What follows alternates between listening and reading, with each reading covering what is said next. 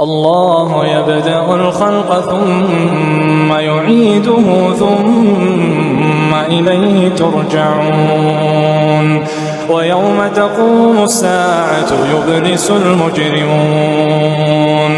ولم يكن لهم من شركائهم شفعاء وكانوا بشركائهم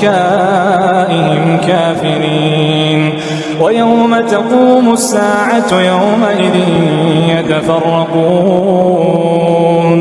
فأما الذين آمنوا وعملوا الصالحات فهم في روضة يحبرون وأما الذين كفروا وكذبوا بآياتنا ولقاء الآخرة فأولئك في العذاب محضرون